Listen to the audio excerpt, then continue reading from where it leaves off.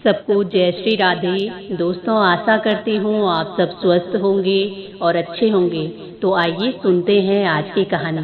कहते हैं कि गणेश जी की इन पावन कथाओं को सुनने से मनुष्य के अनेक पापों का नाश होता है और गणेश भगवान जी की कृपा होती है। तो आइए हम भी सुनते हैं एक छोटी सी कहानी। कहते हैं कि अगस्त्य नाम के ऋषि समुद्र के किनारे कठोर व्रत कर रहे थे।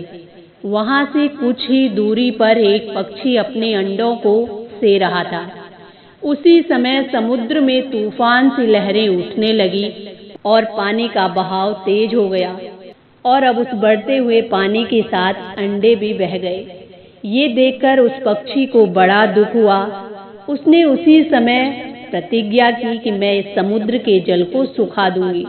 और अब वो चिड़िया अपनी चोंच में समुद्र से जल भर भर कर लाती और उसको फेंकती।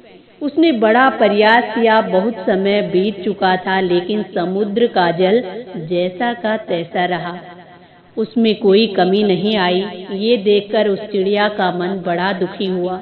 वो सोचने लगी कि मैंने इतना प्रयास किया, लेकिन ये समुद्र जैसा का तैसा है। अब वो चिड़िया दुखी मन से अगस्त्य मुनि के पास पहुंची और उनसे उसने अपनी पूरी व्यथा सुनाई और कहने लगी कि किस प्रकार उस समुद्र में उसके अंडे बह गए और उसने उसी समय प्रतिज्ञा की कि मैं इस जल को सुखा दूंगी। और वो कहती है कि मैंने बड़ा प्रयास किया, लेकिन कुछ नहीं कर पाई। अब मैं आपके पास आई हूँ, आप कुछ कृपा कीजिए और उस समुद्र के जल को सुखाने में मेरी मदद कीजिए। अगस्त्य मुनि को चिंता हो गई कि किस प्रकार मैं समुद्र का जल सुखा पाऊंगा।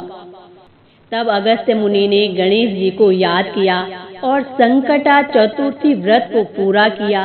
3 मास व्रत करने के बाद गणेश जी उनकी भक्ति भाव से प्रसन्न हुए और उन पर अपनी कृपा दृष्टि बनाई, उनका मार्ग प्रशस्त किया।